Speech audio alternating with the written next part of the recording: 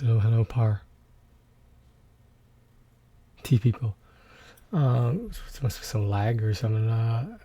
So this is another series, an ongoing series of what the fuck is this game even about?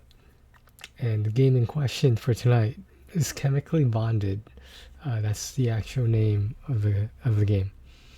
I followed Overhyped Gamers walkthrough of this relatively easy platinum visual novel, of course, and yeah, I noticed that as like most of the what the fuck is this game even about ones are visual novels. Like I don't I don't think I did that on purpose. Maybe they're easy. I don't know to make a video out of that is. The game itself is easy too. I'm just saying. Alright, I'm gonna put myself up here. It's not like there's any new trophy information anyway. And alright, let's go. That splash art, if you saw that, I thought that was adorable. Like to think this is around like a game. Like when I first played through it, I thought it was good. All characters depicted in this game are above the age of 18, even though they're in high school, above the age of 18. Okay.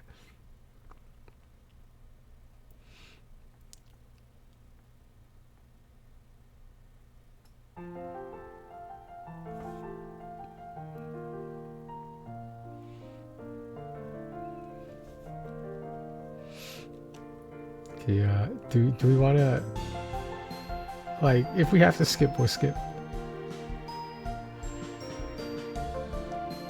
Let's get a feel for the story now. How about that? This place, what does it mean to me? Am I tired of it? Around me, the motion of time continues in the same rhythmic fashion, day by day. Is it ever going to change? Asking myself, I can only succumb to giving no answers. Of course, the answers are there before my eyes, those which watch them diligently as they pass without notice. I'm here for an education, right? Part of me feels that might be the answer. Following the same path as everyone around me, living life nonchalantly, oblivious to the outside world. Being a student, it's a life not many would consider special, despite us wanting to believe so. But here, in this place, we define ourselves as individuals, a place where memories are made, or we form bonds with those closest to us. Is that what this place means to me? ...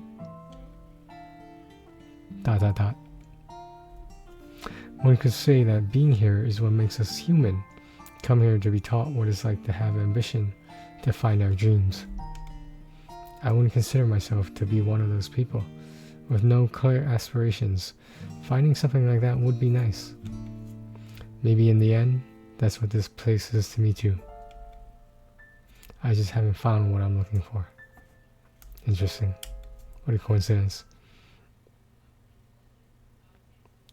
Please press X to write your forename on the chalkboard. Okay. I think there's only female characters. Oh, we're just named Tony anyway. Look at the accuracy. Lifting my hand away from the chalkboard, all that's left is my name etched neatly in white on the otherwise blank canvas. Being able to start again as a transfer student sounds like more than just a dream. Having the opportunity to make new connections, to make a new impression of myself rather than having to be the me everyone's had the chance to know over the last 3 years. To be transferring as a senior? If I were to describe it, fun would be the word that come to mind.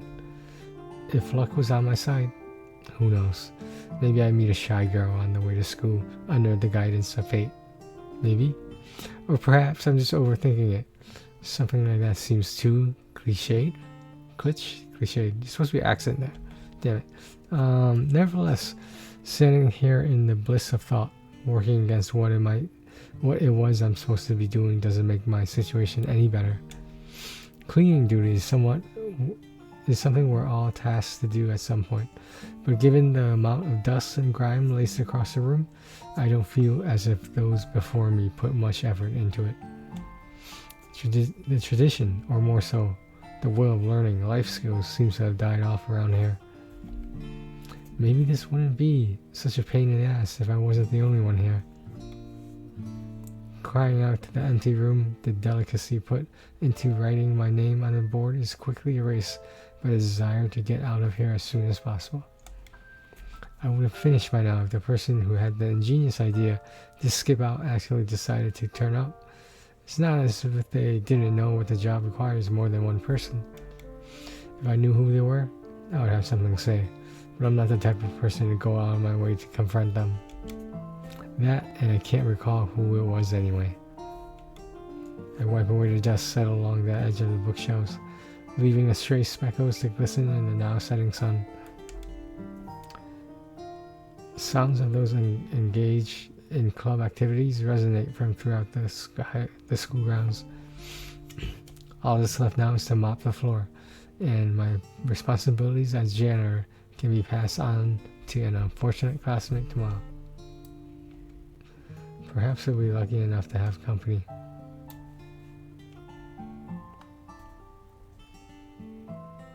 Weaving through the desks scattered across the room, the trip to the supplies cupboard is nothing but a short one.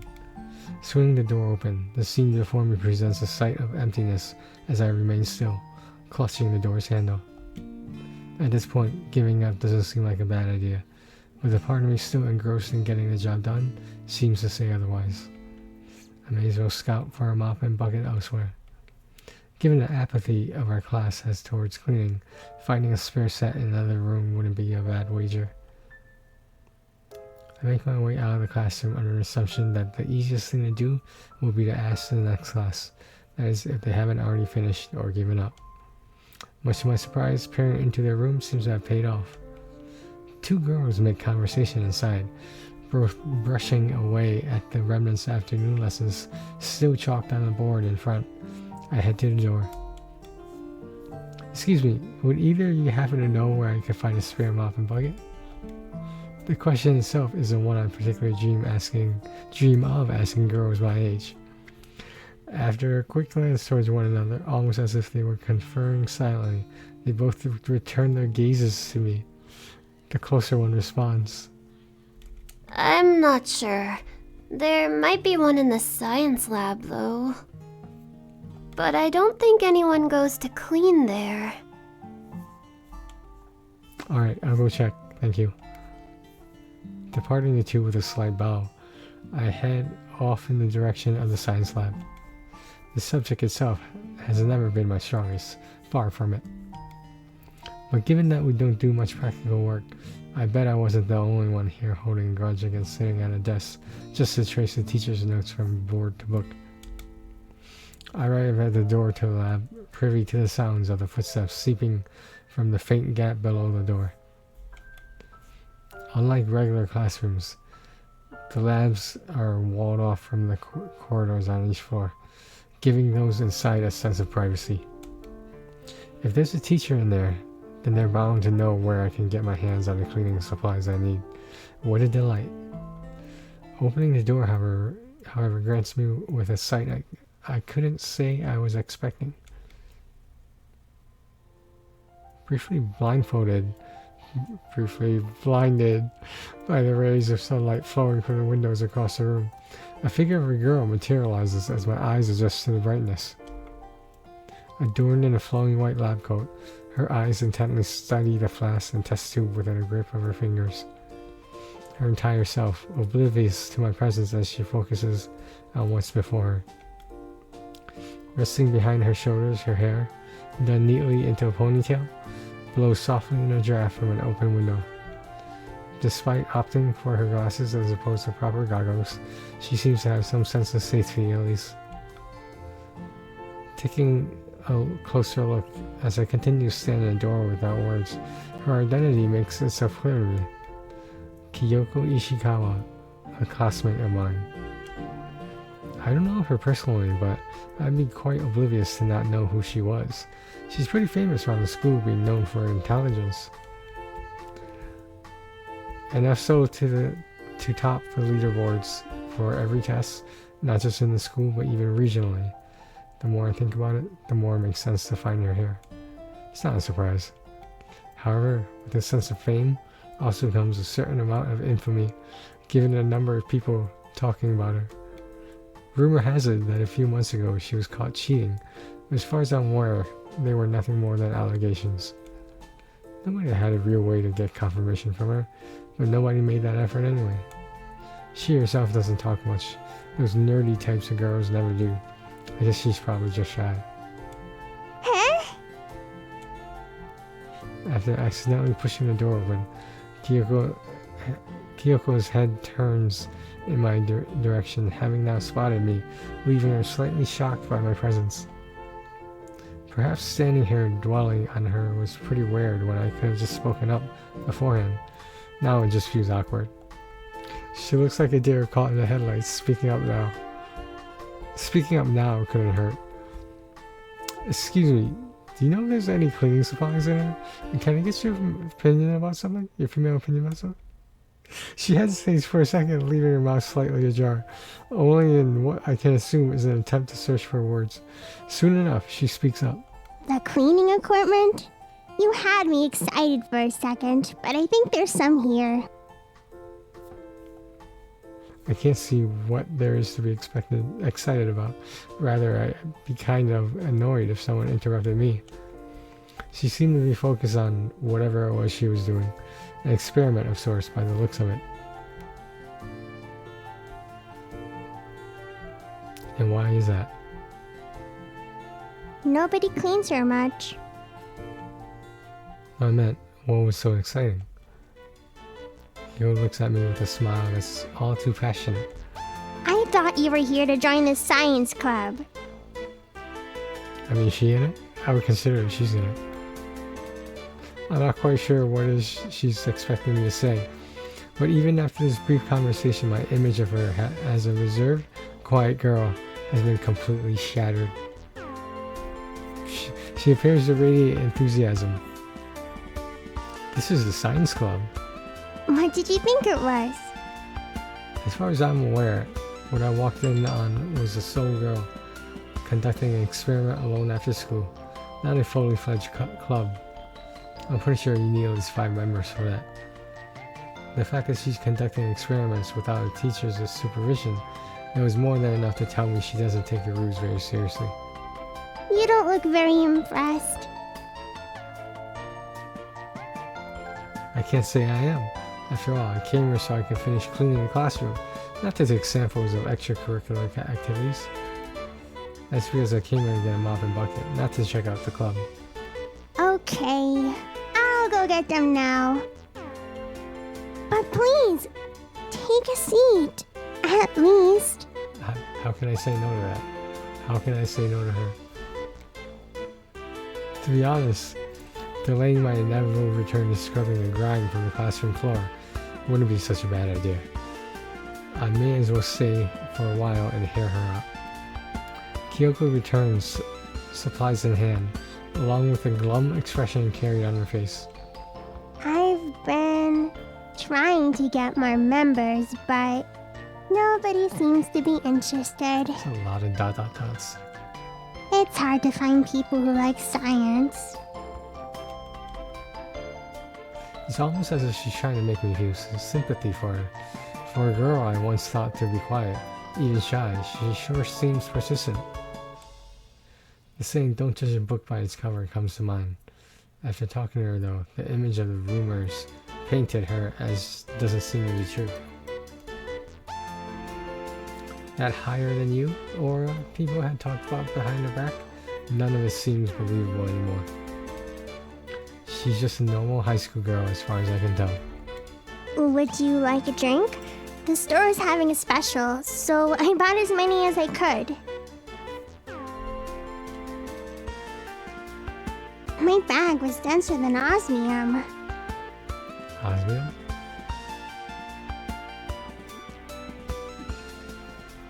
Excuse me, her science joke, well more of a reference, is completely lost on me.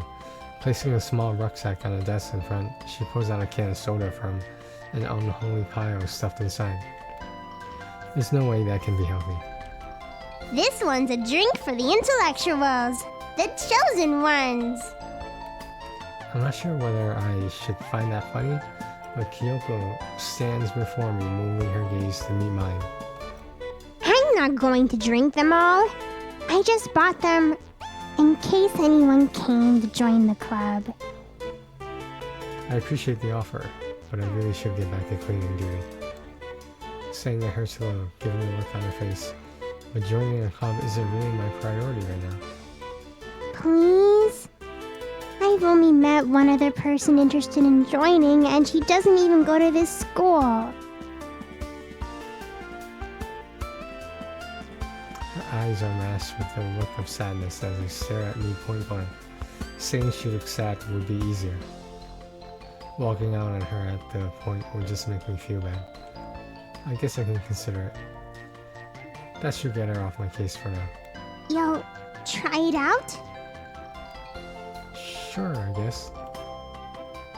From that, her face beams with happiness as her lips curl up into a smile.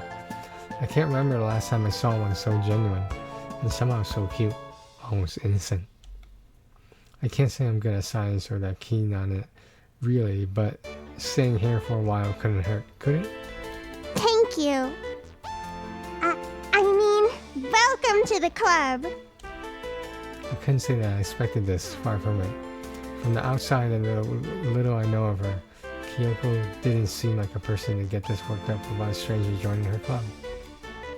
Even though we're classmates, it's not like we know each other well. However, in a way, her actions are charming. She really doesn't seem like a bad person. Why would she seem like a bad person? You were after the cleaning equipment, right? It's not as if I've forgotten. Yeah, I should probably get back to that. If you don't mind, I'll come with you. Wow. I'm supposed to be on cleaning duty anyway. So she's the one who ran off. I don't know whether this is a coincidence or just sheer karma on her part. Rising from her seat, Kyoko too gets ready to join me on our adventure. She rests her lab coat on a nearby desk. The two of us now ready to make our way back to class to finish off the responsibilities handed to us, leave the room. Well, for the most part, the responsibility handed to me. As we head out into the corridor, I accidentally bump into a passing student, a girl, about Kyoko's height. Kyoko herself takes a step backwards, almost behind me, as the girl in front now faces me with an irate glare. How about you watch where you're going, will you? Inside, I feel like I should be saying that too. Her head turns to face Kyoko, who has now tucked herself away behind me. Oh, it's you. I'm sorry to have bothered you. Darting her eyes back to me, her expression reverts to the same look of anger as before. As she walks away down the corridor, my mind wanders as a feeling of recognition floats about without coming to fruition. Bluntly put, I feel as if I know who she is. Kyoko sighs behind me, sliding out from the door and taking a step by my side. You know who that was? Nodding beside me, a downcast look coats Kyoko's face. Naomi Sato, class 3-3. One of my college friends, his last name is Sato. He's part Japanese too, yeah. You mean the Naomi Sato? Mm-hmm. I don't really get along with her. Why not? Excuse me. No wonder I thought I knew her. In fact, for most guys it'd be a crime not to. Her name gets around a lot. Oh, her name gets around a lot, okay. Okay. Fairly certain her name topped the boys list for the most attractive girl in the year. And the girls list too. This is getting spicy. However, whatever it is, something is clearly going on between her and Kyoko. I can't just ignore that, but perhaps it would be better to not get myself too involved. Both of them are well known around the school. Kyoki for her intelligence and Naomi for her popularity and looks. Anyway, shall we get going to the classroom? Okay. Trying her hardest to regain her enthusiasm, Kyoko trails alongside me as we continue down the corridor. Me carrying the mop and bucket, and her striding along at my side with a now somewhat relaxed expression. Whatever the situation is with Naomi is concerning, but getting involved is a different question.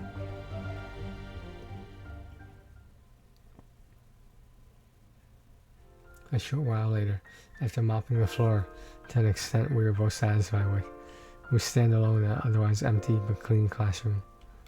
I feel as if we accomplished something. Like an experiment. Done well. I wouldn't know how that feels, but maybe now she'll attend cleaning duty as she's supposed to. Now that she's here though, I can't bring myself to complain. It was good to finally have company. Are you usually this talkative? I asked simply because she seems overly energetic. Cleaning a grubby classroom, seeing how she had acted earlier, I find it hard to believe she's like this around other people. Especially for someone who doesn't talk much to those around her. I've never really had the chance to speak to many people. I know, last week, I stopped. No more phone, I stopped, I swear. Maybe. No, it depends if I get text back. So, today has been fun. Alright, fair enough. No! Now's the part where you're supposed to give me your number and say a cheesy quote to make me feel better about myself. Wow, I'm not sure how the world works in her mind, but she looks at me quizzically before resting her arms at her side. Never mind, but I am going to need your number. You're joining the science club, right? I didn't say I wouldn't. I grab a nearby notebook from a random desk and tear out a sheet of paper, only scribble my number onto the vast white space. Perhaps I should apologize to whoever's book this is. Somehow, I can't help but feel that Kyoko's been waiting for someone to join the club like this. In a way, thinking about it makes me feel sorry for her. I can only feel bad for not being that interested in science, but at least I can give her more support as she does. Whatever she does there. There. Done. She proudly presents her phone to me, showing that she's now added me as a contact. I've spelled your name right, haven't I? It's Q and I, because I'm female. This is a lesbian series. Yeah, that's right. I'll send you a picture later so you can add me to yours. A picture, huh? Okay. A picture on text message? On the phone? Okay. She stands before me, a smile spread across her face as the evening sunlight trickles through the classroom windows, brushing her cheeks as it glows softly. I guess it's getting pretty late. I guess... Saying my thoughts aloud, Kyoko nods in agreement as we both exit the room, disregarding and put away the cleaning equipment. That and whatever experiment she was up to beforehand.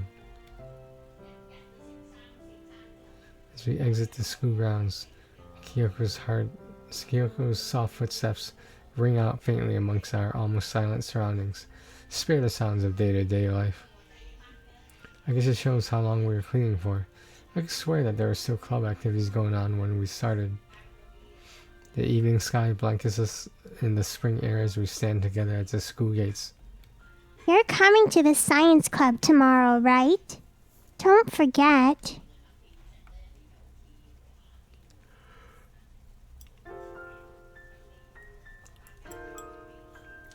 I've been recording for 25 minutes and I'm so fucking sleepy. It's not like I could, after our novel introduction and all the begging involved to rope me in. Get it? Novel introduction, visual novel. Okay. At the end of the day, maybe something like this would be nice. Maybe I can find some ambition, even if science isn't my strong suit. Don't worry, I'm not going to skip my first club meeting. You make that sound as if you're planning on skipping some, though. For the first time in a while, I laugh. I turn to Kyoko's mock frown shifts to a soft but truthful smile. I'll see you tomorrow, Kyoko. I'll be waiting for you. We're classmates after all. So is this the implication that this is university? I'll see you tomorrow, too. Our paths, despite parted by our departures, are now closer together as clubmates. I turn to see Kyoko's figure in the distance, almost silhouetted by the evening sun. Calling it picturesque wouldn't be far-fetched. I guess I'm a member of the science club now. That's how you do it. You gotta infiltrate. I don't really get along with her, Kyoko. Intermission. No, it's not intermission. It's like the first God knows how many hours. Oh, so that was like the introduction. 2 hearts. 1 story. Chemically bonded. I thought you were here to join the science club.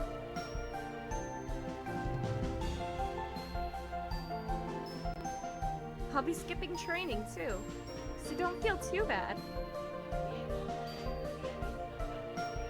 Some crazy red hair.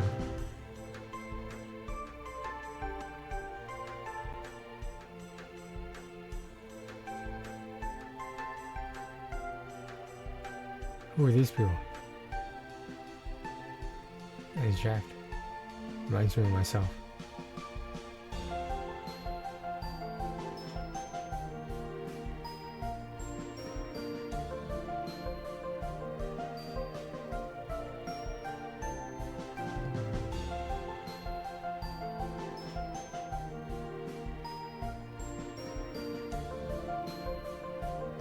So that black-haired boy is, or guy or whatever, is supposed to be yourself, the protagonist.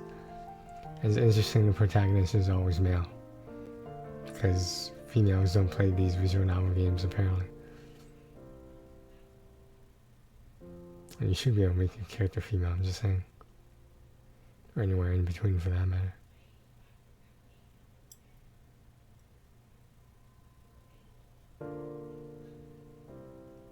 Act 1. Welcome to the club.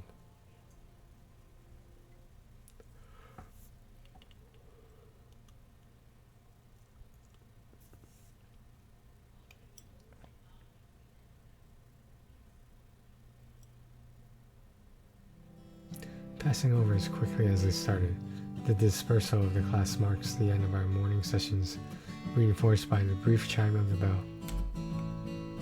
Leaning back in my chair with a stretch, almost to wring out the lethargy built up inside, I too rise from my seat.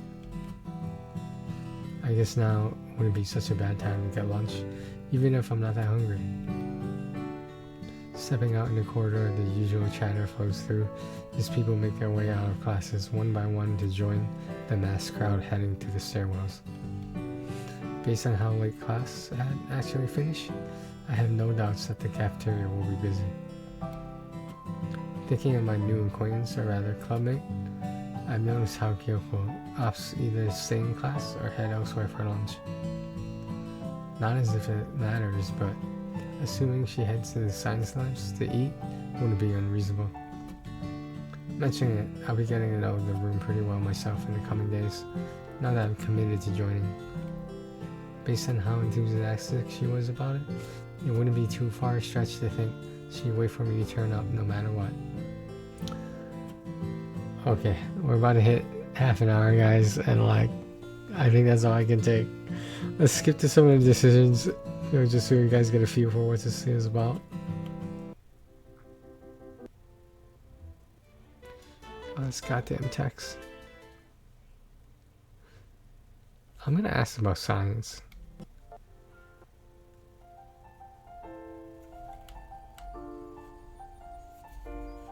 How much do you want me to go with? Does it mean how many? Or how much is a lot? I don't know.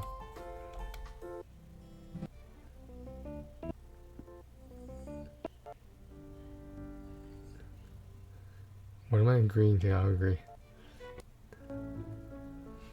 Kyoko is calling.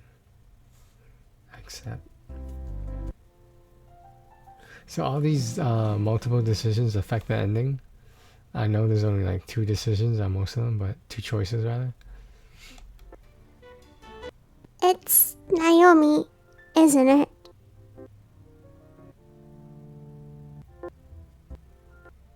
Why is she crying? I wish I knew the story. Alright, let's call Naomi. Let's hang out with her for a little bit.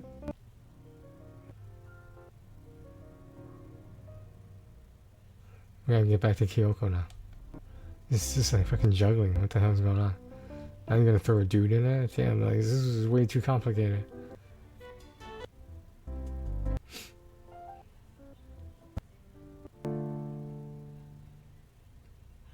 And support Kyoko.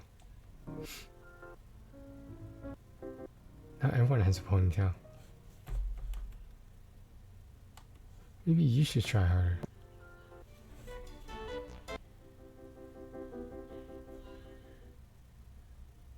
What's this tsundere?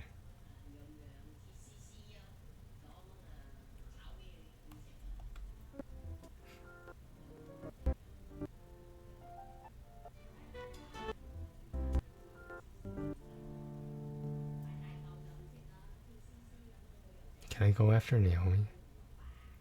Let's do it.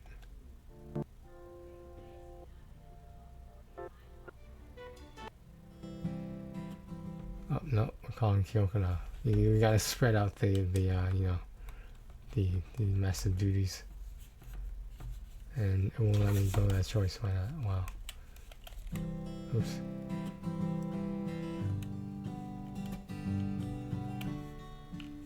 Yeah, I can't move it. Damn it. What do you want me to say? He just randomly shows up. Let's message Kyoko.